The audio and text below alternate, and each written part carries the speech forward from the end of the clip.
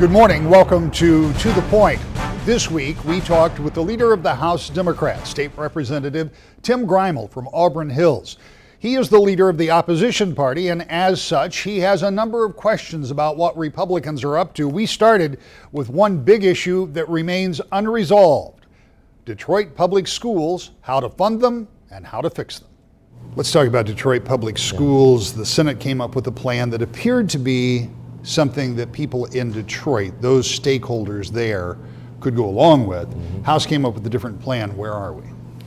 Well, the Senate plan is broadly supported by virtually every involved organization and advocacy group for the Detroit schools, for Detroit school children. It has the support of the governor, both parties in the Senate. We as House Democrats support it. The Detroit Regional Chamber of Commerce supports it. Business Leaders for Michigan support it. The coalition to actually lift up Detroit school children and make sure the district gets on the right track supports it. The only people who don't support the Senate plan are the House Republicans and their charter school funders like the DeVos family. And so it's very obvious that as the House Republicans have become increasingly dependent on funding from the charter school community and the DeVos family, that they're refusing to go along with needed reforms in the Senate plan simply because those reforms are opposed by charter schools. When you look at the Detroit public school system that has 43, 45, 47,000 kids on a daily basis, that is in crumbling buildings and an infrastructure that is not working, where is the urgency in getting the deal done? Because at some point there has to be something. The state of Michigan has a constitutional responsibility to provide that education to every student in the state. So at what point does the rubber have to hit the road? Well, there's enormous urgency to this. I mean, this really should have been done months ago because the district is on the verge of running out of money, of literally not being able to pay school district employees for the work that they're doing. And you add to that the terrible condition of the buildings, the fact that they're mold infested, that there are mice, that the roofs are leaking. This is a very serious issue. But whatever we do has to actually fix the problem and put the district on track to get back on its own 2 feet again and have long-term viability. And unfortunately, the House Republican plan doesn't do that. The House Republicans throw hundreds of millions of dollars at the Detroit school district without enacting the needed reforms to actually fix the problem and get the school district back on the right track. So what is your confidence level that you end up with a plan that actually fixes the problem, at least begins to fix the problem in Detroit? Well, it's unclear right now. We're going to keep pushing and fighting to get something closer to the Senate plan, which actually would fix the problem. The House Republicans, again, because of their financial dependence on charter school donors, have been adamantly against that. But I'm still hopeful that we can get a compromise that's closer to the Senate plan that actually fixes the problem. Talk a little bit about some of what else has been going on. There has been some controversy surrounding what some say is a clarification and others say is a direct attempt to keep ballot initiatives from getting to the voters. It's a little bit complex because there has always been kind of the tacit understanding, I think, with a lot of folks that you have 180 days to collect signatures from the time you start to the time you finish to get something on the ballot. But there's a way to challenge that through the qualified voter file. And legislation has recently moved in the House that would change that. Give me your take. Well, if this bill were only going to take effect next year, after current efforts to collect signatures were completed, that would be one thing. But unfortunately, the House Republicans passed this change in the rules, gave it immediate effect, which essentially changes the rules in the middle of the game for those groups that are out there collecting ballot signatures. And this is just the latest attempts by Republicans in the legislature to undermine the ability of residents in the state to bring things to the ballot for referendum or for voter-initiated laws or constitutional amendments. We've seen it time and time again. We saw it, of course, with the emergency manager law. The voters in the state voted down the emergency manager law. Literally weeks later, the Republicans passed a new, virtually identical emergency manager law back in 2012. and they put in an appropriation to prevent that from having a referendum on it. And of course, the consequences of that were the Flint tragedy, because we know that the emergency manager made the decisions that led to the disaster in Flint. And we now know and have seen in Flint the disastrous outcomes that come about as a result of Republicans trying to override the right of Michigan residents to have some forms of direct democracy. So to be clear, if the 180 days to collect signatures without a challenge beyond that. So in other words, the idea is if I come to you and get a signature, and 6 months and 1 day later, I turn in those signatures, that first signature I get may not be counted on that petition, right? I mean, that's the kind of the 180 days. That's what this law would do, that's right. So if that happened after this election cycle, you're okay with that? Well, I can understand that, because clarifying the rules moving forward for future ballot initiatives makes sense. But doing it now, retroactively and with immediate effect, in a way that affects those active campaigns where residents are currently trying to get things on the ballot, and retroactively applies to signatures they've already collected, that's wrong. It's changing the rules in the middle of the game, and I can't support that. Do you anticipate the Senate is going to follow suit on that? We'll see. Most indications are that they're going to, but we'll have to wait and see what the Senate does. When we come back, more with Leader Greimel about how Republicans and Democrats interact. In other words, why can't we all just get along? That's next. To the Point. Welcome back to the Point. Republicans and Democrats not getting along is nothing new, but the degree of partisanship in Washington and to some degree in Lansing has certainly gotten worse over the course of years. We're talking with the leader of the Democrats in the House, Tim Greimel. He's a state representative from Auburn Hills, and we talked to him about the state of relations between Republicans and Democrats. We talk about some of the things that are going on here in the Capitol. One of the things that I think that people are most concerned about, that continues to worry them, is that there are so many issues that come down to that partisan divide. Yeah. Tell me about the general attitude, the general acceptance level of one party to the other. Well, I think it's hard to generalize. We have been willing to work across the party line and across the aisle, and we've done that on a number of occasions in recent years. We did it with the grand bargain for the city of Detroit. We did it with the expansion of Medicaid and the establishment of the Healthy Michigan Plan. In other issues, it's been tougher. And although I think the Senate Republicans are willing to work in a bipartisan way, and the governor has on a number of issues, I think especially when it comes to the House Republicans, they've taken a much stronger, tougher, stricter, ideological party line and have shown very little interest or willingness to work with Democrats to come up with real bipartisan solutions to fix the problems facing Michigan. Good to go to one more area where I suspect there is going to be a fair amount of partisan divide, and that is on civil service reform. Your counterpart across the hall, Speaker of the House, said that his Republican caucus has been talking about this for a year, maybe a year and a half, changing the rules for civil service, which is what are the guidelines for public employees of the state. Right. And he says that because of those rules, it is too difficult to deal with bad actors. He says that's a small number, but there are people who aren't doing their job and it's hard to deal with them. What say you? Well, that's just not the case. There are procedures in place that enable the state to fire bad state employees and bad actors. And in fact, that happens regularly under the existing civil service rules. The civil service rules were put into the Constitution. That civil service protection was put in the state constitution for a very good reason, and that is that state employees should not be fired willy-nilly for virtually no reason. And by making sure that we're protecting state employees from being fired willy-nilly, we avoid packing state government with political partisan appointees that are appointed because they've been supportive of one party or the other through the patronage system. And this was a real problem many decades ago before civil service reforms were enacted. Now we have a situation where House Republicans are saying, hey, the Flint water crisis, they're saying, wasn't the problem created by the governor or his inner circle or emergency managers. They want to scapegoat low-level state employees and try to put the blame on them.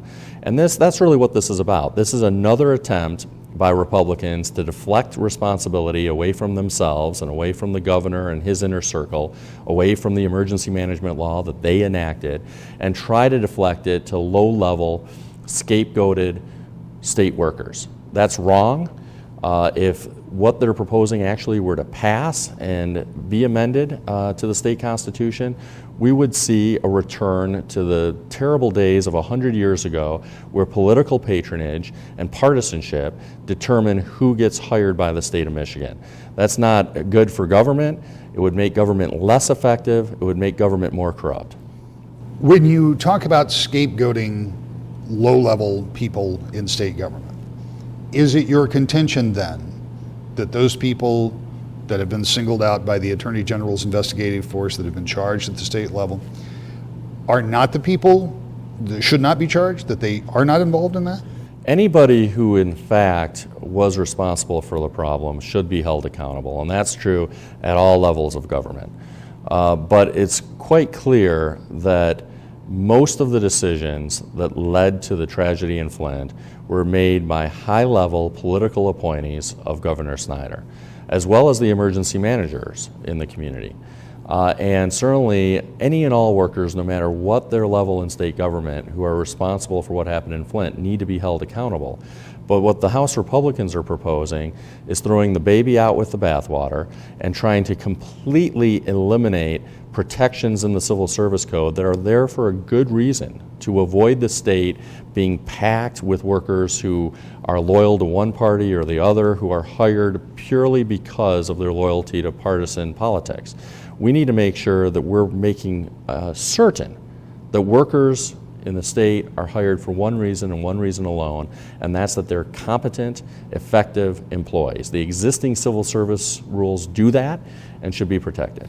When you say completely throwing out, just to clarify, they're talking about big changes, but not doing away with the civil service. They're not right? talking about completely getting rid of the civil service, but they are talking about drastically gutting the civil service rules. This would be a sea change in how the civil service operates and would allow most state employees to get fired for very little or no reason.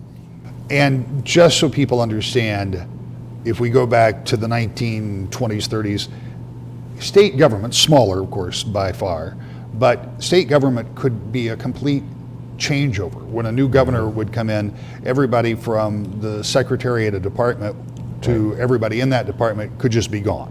Well, that's right, and that was routine 100 years ago. It was routine that when a Democrat was elected governor, they would do away with all the previous governor's staff and state workers and bring in their own, and vice versa. When Republicans were elected, they would fire all the Democratic workers in the state and bring in their own crew. That was routine until civil service protections were established. And it's frightening to think that Republicans want to do away with the vast majority of civil service protections and go back to the days of partisan political patronage. You can't look into a crystal ball, and I suspect that you and Speaker Cotter have not had long discussions about the philosophical merit on this. But given the fact that it takes a 2/3 majority in the House, and that means that Democrats would have to cooperate with Republicans, even if all the Republicans voted in favor of it, what is the political end here if you as the Democratic leader are certainly going to strongly oppose this, and I assume suggest to your members that they should not participate? Sure. Well, and the House Republicans are proposing, as you know, a constitutional amendment, which means that they have to pass out of the House and ultimately would have to be passed out of the Senate by a 2/3 vote in each chamber and go on the ballot for the people of Michigan to vote on. And they're not going to have the votes to do that in the House because we're not going to be supportive of something that guts important civil service protections. But I think what the Republican Speaker and his Republican colleagues are looking to do is just play political games with this. And they're going to say, hey, we want to get rid of bad employees, and they're going to blame Democrats for not doing so. The reality is that bad employees currently get fired on a regular basis by the state. What the Republicans would propose is simply a partisan attempt to deflect the blame away from the governor and other high-ranking political officials to lower-level state workers by completely gutting needed protections and taking us back to times 100 years ago when appointees were completely politicized. We don't think that state workers and state government should be politicized. The House Republicans obviously do. Let's talk about something that I spent a number of years focusing on almost entirely in this building, and that is the budget process. Yeah. Now, the recent revenue estimating conference suggested that fewer dollars will be coming in over the course of the next 2, perhaps 3 years in terms of what had been estimated earlier. But still, the budget process has been moving along pretty quietly in the House and Senate. Where are we with that process? And give me your take of where those budgets are and what they look like. Yeah. The House and Senate passed a couple of budget bills, and as we've said all along, those budget bills were not based on sound fiscal planning. They were financially irresponsible.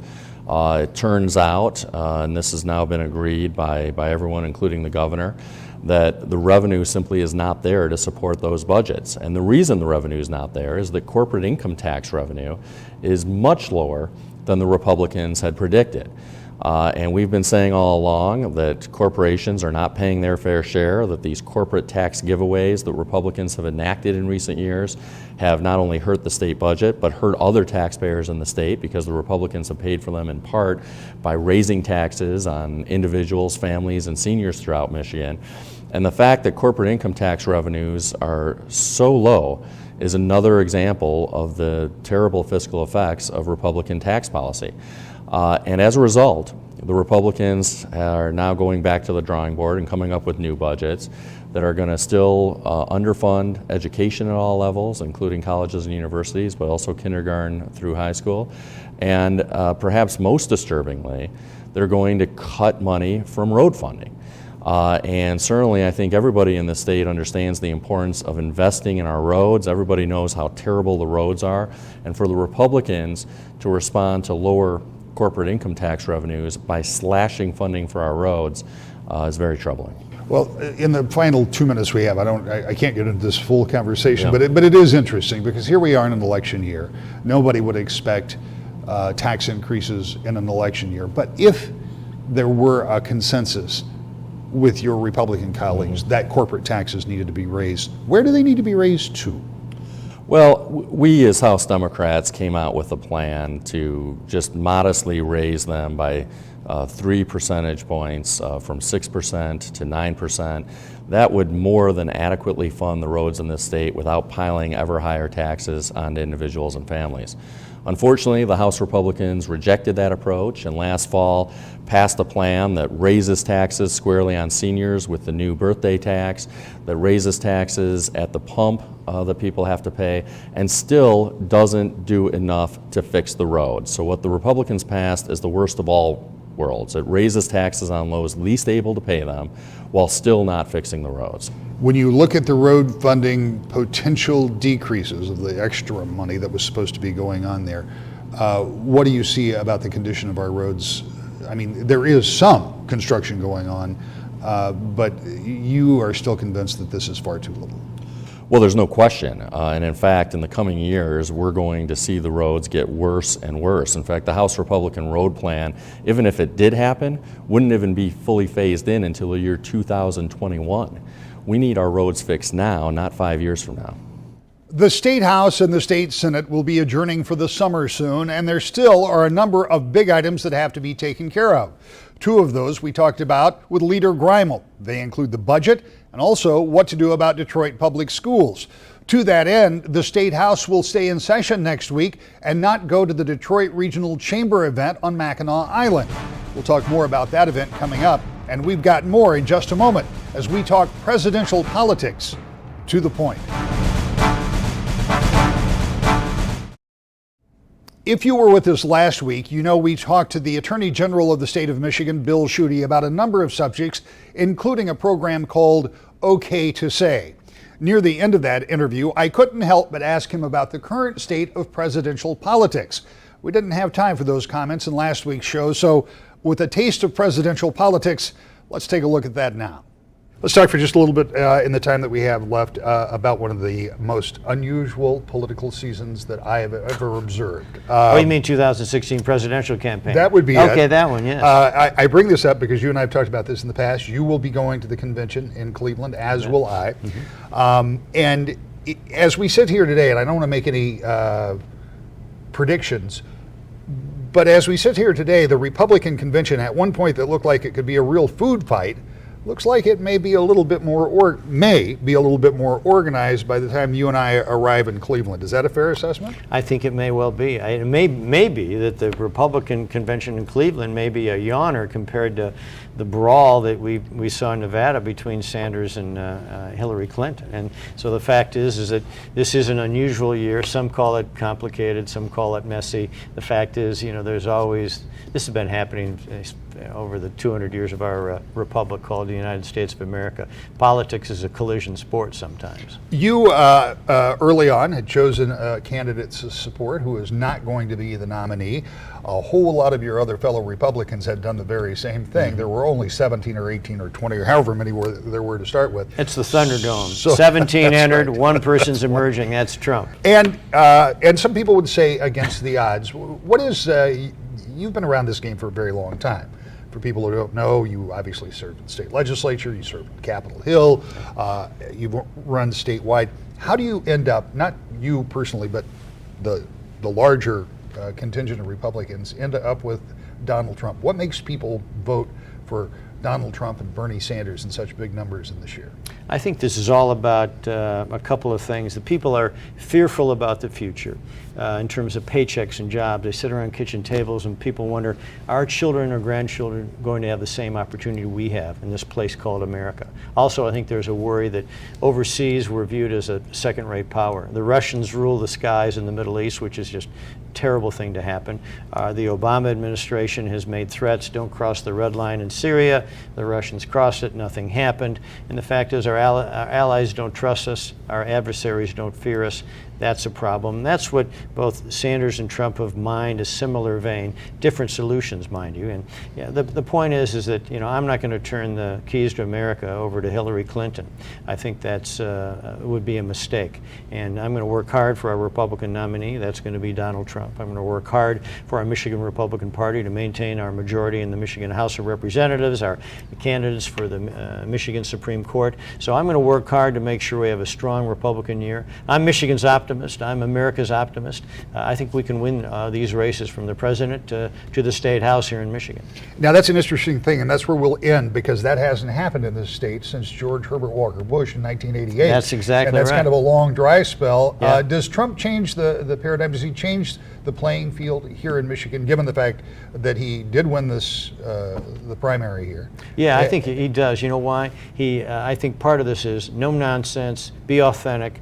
Don't be vague in your answers, be direct, and he certainly has done that. Now, I don't agree with everything he's talked about in terms of women and minorities and the disabled. Those are not Bill Schuette, those are deplorable to me, but I'm also not going to toss the keys to America to Hillary Clinton. When you talk about Benghazi, you talk about those revealing of classified emails,